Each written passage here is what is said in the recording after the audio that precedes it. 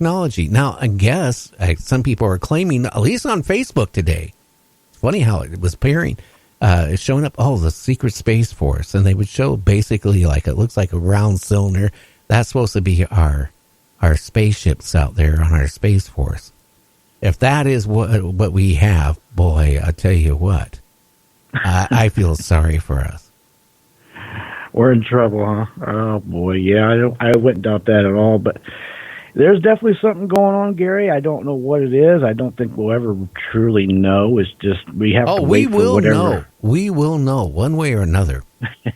Maybe not in your lifetime or my lifetime, right? But eventually, we're going to find out.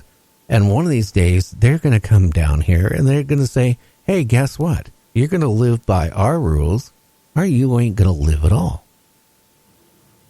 Yeah, and even when you speak of when they crash, I believe we have teams on protocol ready whenever they crash. They're there to clean it up, pick it up, and cover it up as soon as they can. So it'd be hard. It'd pretty much have to crash into a major Walmart somewhere. Well, eventually, like I said, eventually one of these craft might crash in a populated area or land or have to land. And at that point, what are we going to do? The government isn't going to be able to lie and cover that one up anymore. Oh, I bet they would try, though. Oh, yeah. Okay, guess what? After the show last night, I had to go on and watch the old movie, The Day the Earth Stood Still. Oh, boy. I had to watch that. And I remember when the spacecraft landed, right? And the guy came out. And his robot came out right behind him and stood guard. What did somebody do? One of the army guys, got carried away, got scared, and pulled the trigger. Remember that? Oh, yeah. And the thing is, even if you kill these people, you don't think that their compadres know where they're at, and there's a extraction team ready or a strike force team ready. I mean, that's not a very smart move. I don't know. And then the other thing is, maybe they're here already populating our planet, and they're living in another dimension that we can't see, feel them, or taste them. Right, and all they're waiting for is that one word like red rum or something to activate and come forward to walk out of that dimension, and then next thing you know, there's 7 billion of them. Well, yeah, and maybe I don't know. The thing is, the people going missing part, it scares me. I mean, it's ongoing. So if you're doing an experiment, right, to see how a human heart functions, do you need 60,000 just from one country a year to find out how a heart functions? Now multiply that by Canada, Spain, Portugal, Mexico, England, Ireland, all these other countries where they're having people vanish also with no records. What's going on? In other words, I don't believe they're here to experiment on us. There's some other motive here that we just can't figure out what it is. Well, I think there's many reasons why they're here. I think that's just one of the reasons, the experiment, but I think food is another possibility. And again, there's probably many reasons we just don't know what they are yet. Hunt's barbecue sauce. You're like that, Hunt's, don't you? I do. It makes meat taste, meaty. But you know what? Also, later on in February, we got a guest that's coming on who's going to try to convince us the Earth is flat. And he's going to be on for almost 2 hours, explaining his theories, why the Earth is flat. And that's going to be interesting. And why NASA or nobody else has showed pictures of the Earth rotating. I do remember, I think it was last year or the year before, where the one of the head guys of the Flat Earth thing, he spent like $20,000 and ended up convincing himself the Earth was round after all that. You remember that? I can tell you. Okay, let's just end this whole thing. The Earth isn't egg-shaped. It isn't round like a baseball, and it isn't flat. It's a square box. Oh, boy, now we're in a box. Why not? I could start a whole new campaign going, the Earth isn't round, isn't egg shaped, isn't pear shaped. It's not flat. We're living inside of a box. Oh, we're inside the box. Well, some people that are, they can't fit in the box have to live on the outside of it. So maybe that's why they think the Earth is flat. Hey, it's as plausible as anything. That would be interesting to get a view of the Earth, and it comes back as a box. Well, why not? I mean, it could be almond shaped too. We don't know. We've been lied to, right? Yeah, we know. Maybe we're a big pyramid, just floating in space. I don't know. I do think if we was flat, that a giant cat would knock us off the edge of the corner or something, or water would flow away. But what do I know? Oh, well, you should know. You're the news director for the network.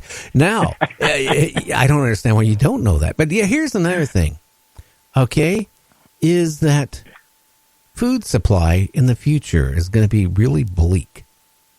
Now, in Washington State, they started a couple different things. You can be cremated and have all your ashes made into like ashtrays, crystal balls, jewelry, a ring to give to your girlfriend of your loved one.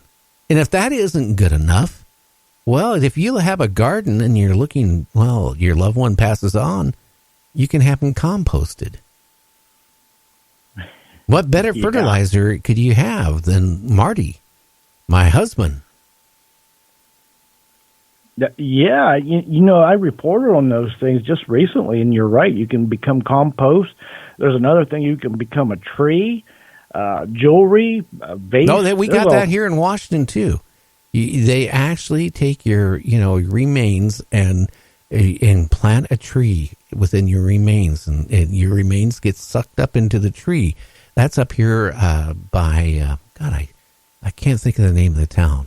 Roslyn, Washington. There's a whole bunch of trees up there. And then, there's that suicide place in Japan where people go and die, in the trees. But, think about that. But you know what? I already figured out if they're going to have people, can be composted, right? And then you grow your tomato plants in the compost and they're nice, ripe and juicy. Wow. You know what? Maybe that movie with Charlton Heston, I talk about it quite often, Soylent Green. Why don't we then just, hey, look at this. You won't have to worry about buying a cemetery plot, right? You don't have to worry about paying thousands and thousands of dollars for a casket that's guaranteed not to leak for 20 years. Which, how do you know if it isn't going to leak within the first year or the first month? But you can pay extra money. You get that. Hey, it's simple. Okay? They take you into this fancy parlor, wall to wall, screens where you can see beautiful things like deer running and nature and creeks and the ocean and mountains and snow and your loved ones, right? As they give you something to make you fall into sleep and then pass on. Of course, it has to be non-toxic because you know what? It'd be a good idea is then they take your body and dump it into a laundry cart, take you down the hallway, which other, people don't get to see, and drop you down a chute, which you go onto a conveyor belt, and then you become a block, like a 2-pound block of cheese. Well, now instead of being cheese, you're Soylent Green. Yummy. And then you can go into your grocery store and you can say, well, I want a block of Soylent Green. Yummy. And then as far as making compost or, putting in the garden, and then I can just see, like you saying with that tomato, you're sitting tomato. around saying, tomato. What are you saying it wrong for?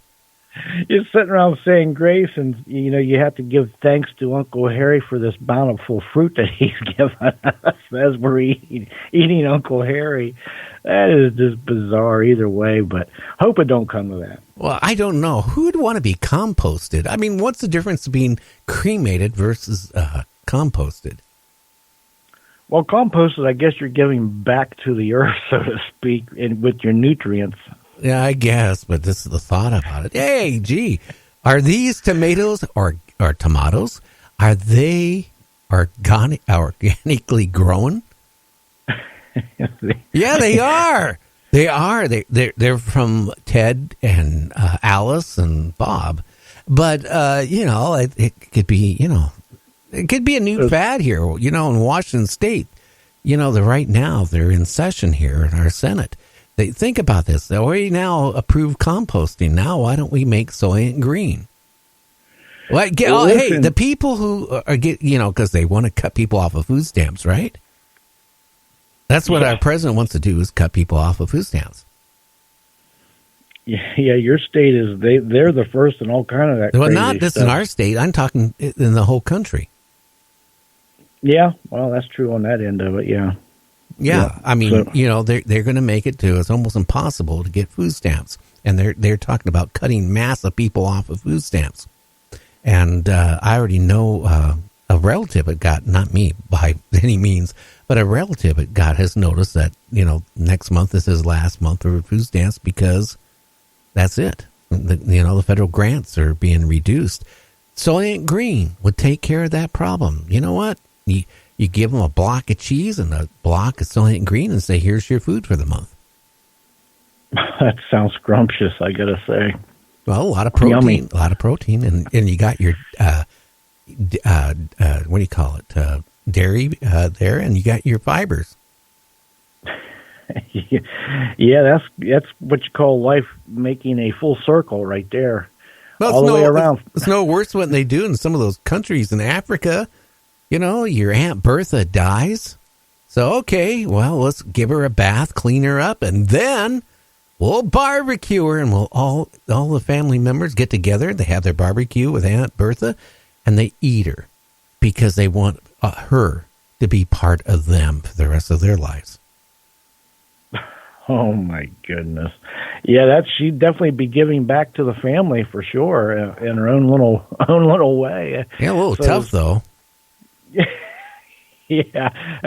Oh boy, you really make me not want to eat nothing for a while. Yeah. Well, watch what you eat. I mean, seriously, I could get you where you wouldn't want to eat at all. But think about this. I mean, maybe these aliens are taking these people and creating Soylent Green or Soylent Brown. Yeah, maybe they need us for substance in more ways than one. I can see that being very plausible, absolutely. Because the thing is, there's different species of these beings. It's not like they're all coming from one place. I think there's different ones, and they all have different appetites or agendas or whatever. Yeah. Well, I don't know. Be careful riding your bike, James. You could be, especially at night, you could be riding your bike, and all of a sudden a UFO goes over your head and zaps you and you're gone. And here's your bike just, wobbling down the road till it falls over. I got news for you.